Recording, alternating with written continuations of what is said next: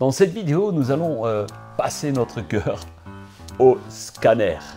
Tout de suite, après le générique.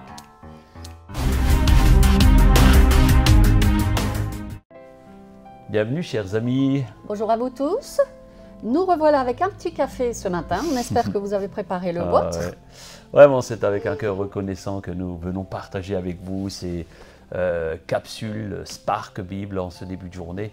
Nous voulons vous bénir avec une portion de la parole de Dieu et notre humble conseil tout simplement. Notre but est de vous faire progresser dans votre foi. Grandir, ouais, amen. Alors on vous invite ce matin encore à partager ces capsules Spark au cœur de la parole. Si elles vous bénissent, elles béniront vos amis. Amen, alors amen. n'hésitez pas à partager-les. Alors aujourd'hui, nous abordons un sujet extrêmement important. Oui, le scanner du cœur. Extrêmement important. Après avoir partagé une série que vous pouvez retrouver sur YouTube, d'ailleurs, une série qui s'appelle l'Église du cœur ou au cœur de l'Église. On vous invite peut-être à cliquer, à revoir ces vidéos et elles vont vous aider. Donc vraiment pour vivre pleinement la dimension spirituelle que Dieu a prévue, nous avons besoin de stratégies et nous allons essayer de vous donner quelques stratégies. Et en fait, la première des choses pour que le cœur soit scanné, c'est de s'examiner soi-même. S'examiner soi-même, c'est la première des stratégies. Et nous voyons des exemples dans la parole de Dieu. Ouais, on pourrait parler du fils prodigue. Par exemple. Par exemple, le fils prodigue, alors on parle toujours du fils prodigue, c'est le fils qui est parti du père, qui avait réclamé son héritage. Je vous invite à lire la parabole de ce passage dans Luc, l'évangile de Luc, au chapitre 15.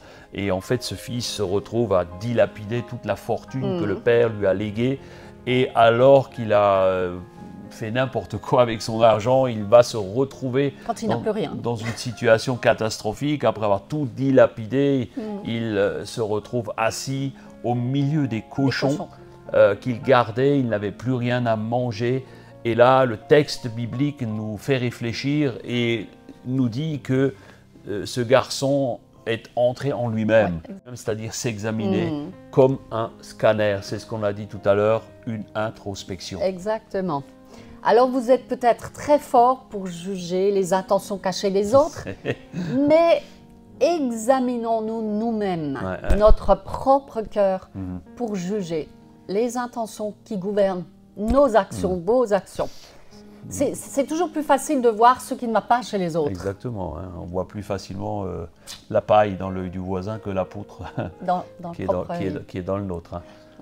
Eh bien, pourquoi est-ce que cela arrive? Parce que nous savons que si nous commençons un examen interne, si nous rentrons en nous-mêmes, il y aura des conséquences. La conséquence pour le fils égaré était de se lever et d'aller demander pardon au Père.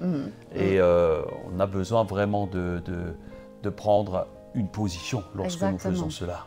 Et une position qui va mener toujours sur une décision. Une décision. Et des fois, on pourrait dire des fois la décision la plus importante de sa propre vie, qui peut changer même le cours de son existence. Alors on va le découvrir ensemble. Restez jusqu'à la fin de la vidéo, on va cheminer ensemble.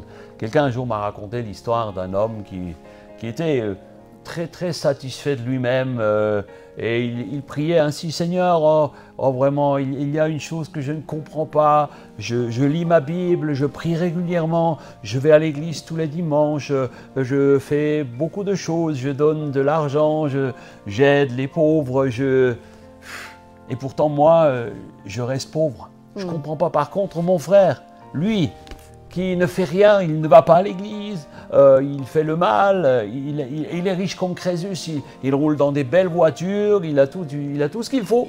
Il part en vacances 3 fois par an et en fait, il était en train de gémir.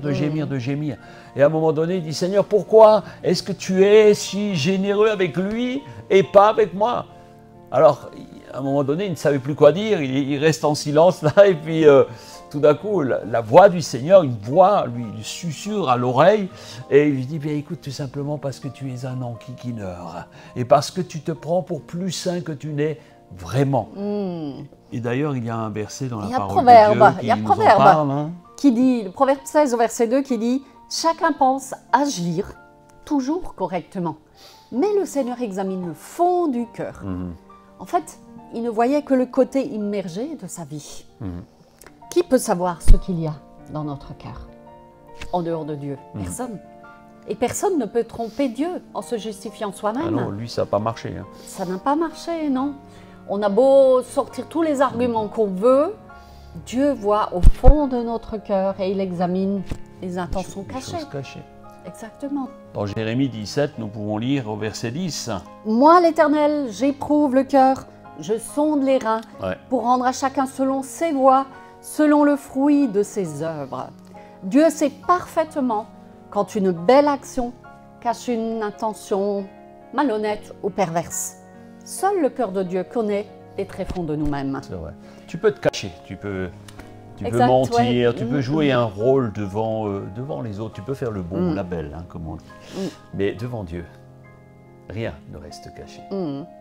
Si tu fais quelque chose de très bien, mais que derrière, il y a une mauvaise intention, il y a des choses qui ne sont pas nettes, tu vas te planter.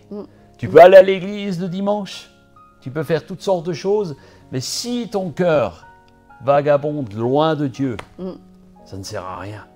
Et c'est ce que faisaient les enfants d'Israël la plupart du temps. Nous pouvons d'ailleurs le voir, on vous encourage à lire le passage de Ésaïe, chapitre 1, du verset 10 au verset 17. Alors peut-être vous pouvez arrêter un instant cette vidéo et le lire et revenir tout de suite après. Dieu reproche dans ce passage l'hypocrisie au peuple. C'est ça. Il le condamne clairement, il va les réprimander. Et nous voyons dans ce texte ici que nous pourrions faire toutes sortes de sacrifices. Si ce n'est pas fait avec un profond respect, bonne motivation, une joie, que du fond du cœur, si nous ne faisons pas les choses, que ton oui soit oui, dit la Bible, eh bien cela n'intéresse pas Dieu. Exactement. C'était le cas de Judas aussi, face à Marie qui versait du parfum sur les pieds de Jésus. Et nous allons lire dans Jean 12 au verset 4, il est dit « Alors Judas Iscariote, l'un des disciples de Jésus, celui qui va le trahir, se mit à dire « Il fallait vendre ce parfum pour 300 pièces d'argent et donner l'argent aux pauvres. » Judas ne dit pas cela parce qu'il pense aux pauvres, mais parce que c'est un voleur. C'est lui qui garde le porte-monnaie et il prend ce qu'on met dedans. Mais Jésus dit « Laisse-la tranquille. Elle a fait cela d'avance pour le jour où on me mettra dans la tombe. Vous aurez peut-être des pauvres, vous aurez toujours des pauvres avec vous, mais moi, vous ne m'aurez pas toujours. » Et là, on voit Judas qui joue le rôle finalement du bon samaritain. Il veut faire semblant. Exactement. Il veut jouer l'outré, ah bah non, c'est quand même dommage, ce parfum, on aurait pu le vendre pour 300 pièces, tu te rends compte, Jésus, ce qu'on aurait pu faire avec cet argent. Mais lui, il s'est dit, je l'aurais gardé dans ma poche. Mais le fond n'était pas bon, vous comprenez. Vous pouvez proclamer tout votre amour pour Dieu, tout en faisant le travail du diable. Exactement. Et d'ailleurs, c'est ce qui est arrivé à Pierre, hein, à un moment donné, où Jésus va le réprimander sévèrement quand il a voulu, quand Jésus leur a annoncé qu'il allait donc mourir pour ressusciter par la suite. Pierre lui dit non, mais pas toi, c'est pas possible, ça ne t'arrivera pas.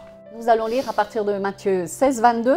Alors Pierre prend Jésus à part et il se mit à lui faire des reproches. Il lui dit « Seigneur, que Dieu te protège, non, cela ne t'arrivera pas. » Mais Jésus se retourne et dit à Pierre, « Va-t'en, passe derrière moi, Satan.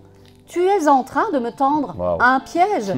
En effet, tu ne penses pas comme Dieu, mais comme les hommes. » L'intention de Pierre était bonne, elle venait du cœur, pas en accord avec la destinée de Jésus qui était écrite.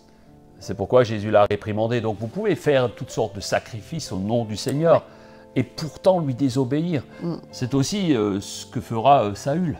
Oui, exact. Saül avait désobéi à Dieu. Vous pouvez le lire chez vous dans 1 Samuel, je crois que c'est le verset chapitre 13. Du verset 8 à 14. Lisez ce passage.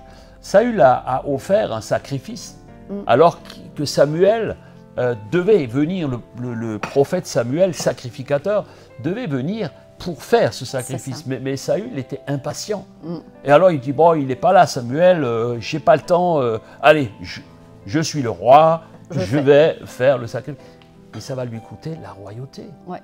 À cause de la désobéissance, à cause de son impatience, son orgueil aussi, son impatience, son cœur hautain et mauvais.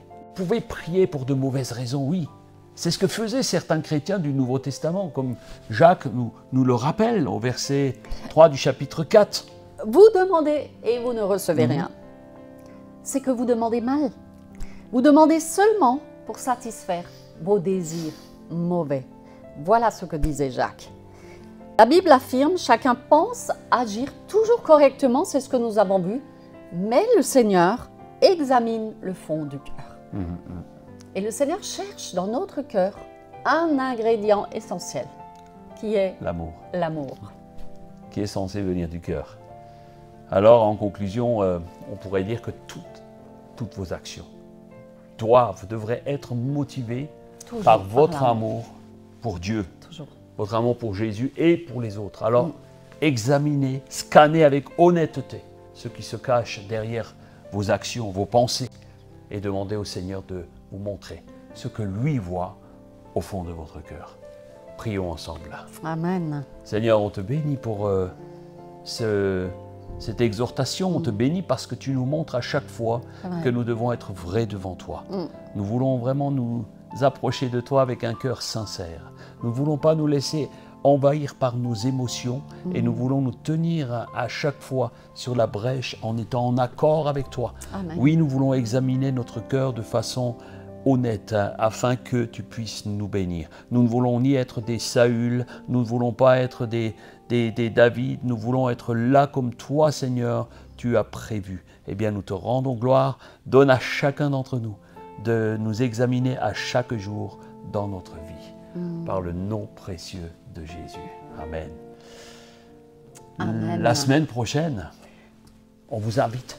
Spark Bible mardi matin, 7h30. On va aller plus loin sur le cœur. Et nous allons terminer aujourd'hui par la citation qui vient de Jacques-Bénigne Bossuet, qui dit « Une étincelle d'amour de Dieu est capable de soutenir un cœur durant l'éternité. » Nous vous laissons cela. Et nous vous souhaitons une très belle journée. Prenez soin de vous.